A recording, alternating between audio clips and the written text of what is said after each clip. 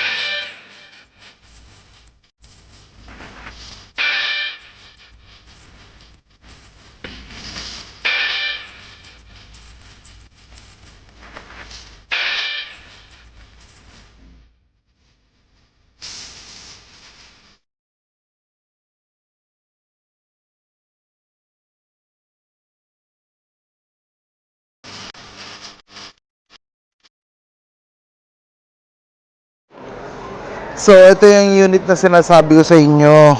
Toyota Corolla Altis G Automatic. Simulan natin sa gulong. Ang size ng gulong niya, 205/55 R16. So, 16 yung size ng mugs niya. 5 holes. Yan. Michelin yung brand ng gulong. Puntahan naman natin ang ilaw. Naka-projector type na siya. Then, ito naman yung fog light. Wala pa. May abang siya. May abang lang siya. Kung gusto nyo palagyan, pwede naman palagyan ang Altis G. Ito yung mukha niya. Yan. Puntahan naman natin ang makina.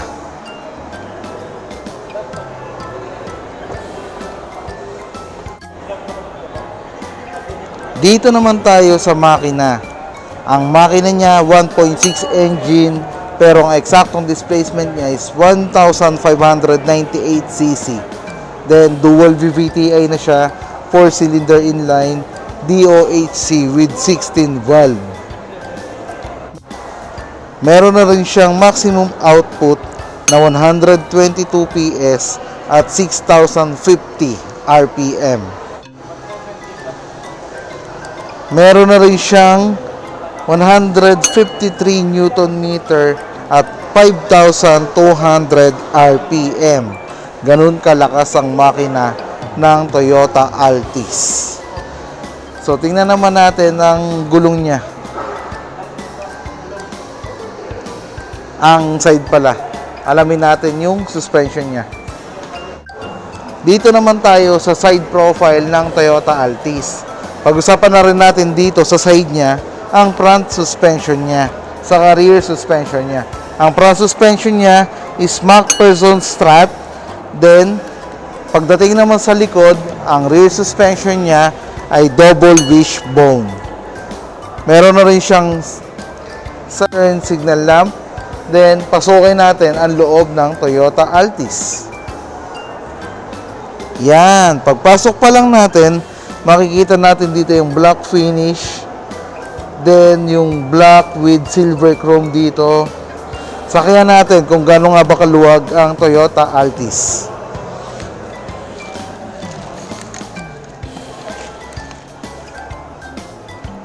Ang kagandahan kay Toyota Altis, maluwag ang legroom niya. Meron na rin siya dito glove box, lagayan ng dokumento. Ang airbags, magugulat kayo sa airbags niya. Meron tayong passenger, driver, knee, sides airbags at curtain airbags. 7 airbags po ang Toyota Altis. Kahit ako nagulat, ngayon ko lang nalaman na 7 airbags pala ang Toyota Altis. Ang galing. Napaka-safety. Napaka-convenient sakyan ng Toyota Altis. Okay? So, alamin naman natin ang room height ng Toyota Altis. In 5, 4, 3, 2, 1. Nakasubscribe na ba kayo? Kung hindi pa, pakisubscribe naman po ang channel namin. Bibigyan ko kayo ng additional discount pag nag-subscribe kayo sa channel namin. Pag bibili kayo ng unit, kung hindi man ngayon, sa mga susunod na panahon, may discount kayo sa akin. Okay, balik tayo. Ito ang room height niya. So, maluwag yung room height niya. Ayan. Yan, ito. Headroom or room height, ito. Lahat yan, may headrest. Yan, from sa driver, sa passenger dito, then sa likod meron.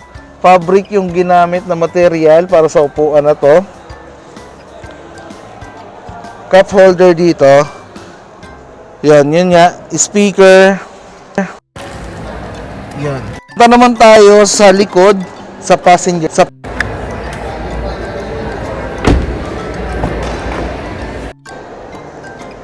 Pagpasok dito, may black finish dito. Then, meron na ring dito. Ito. Meron na ring ito, tingnan nyo. Saka lang to nakita.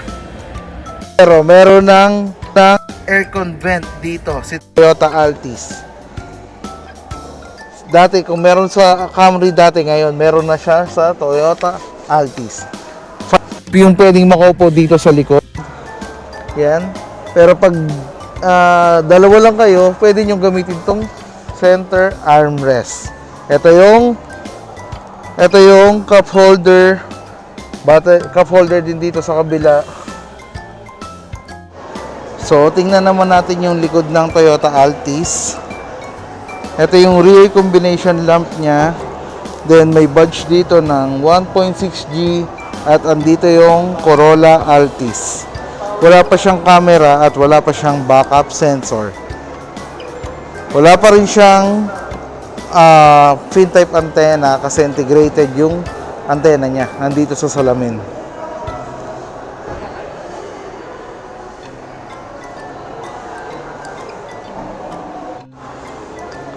Tignan naman natin kung gaano kaluwag ang trunk ng Toyota Altis. Handa na ba kayo? In 5, 4, 3, 2, 1. Ito yung trunk ng Toyota Altis. Yan. Tingnan naman natin. So, yan yung trunk ng Toyota Altis. Tingnan natin yung spare tire niya. Yan yung tools niya. Ito yung jack. Yan yung mga tools. Then, yung spare tire, ito. Nakamags na rin yung spare tire niya. So, ang ganda. Maraming nagtatanong sa akin kung ano nga bang sukat ng Toyota Altis, kung mas mahaba pa siya sa Vios. Ito yung overall length niya, 4,630 mm. Yung lapad niya, 1,780 mm. Yung overall height niya, 1,435 mm. Then yung wheelbase niya, 2,700 mm. So, hindi na kayo mamumblema sa parking. Yun po yung mga sukat ng Toyota Altis. Yun yung sukat niya. Ang presyo niya, 1,130,000 pesos para sa Toyota Altis G Automatic. So, tara na. Eto na, excited na ako pasukin ang driver's side. Kasi, ang luwag ng driver's side niya. Ang luwag talaga ng Altis. Talaga, ang sarap i-drive nito. Pagpasok pa lang, makikita niyo yung door lock, tapos lock sa bintana, mga window buttons dito. Then ito yung joystick kung para sa side mirror. Ito naman po yung para i-fold yung side mirror natin. Okay, ito pag igagalaw natin yung side mirror natin kung saan kayong komportable. 6-way upuan ng Altis. So, andito na nga ako sa driver side ng Toyota Altis. Tignan naman natin kung paano i-adjust yung manibela ng Toyota Altis.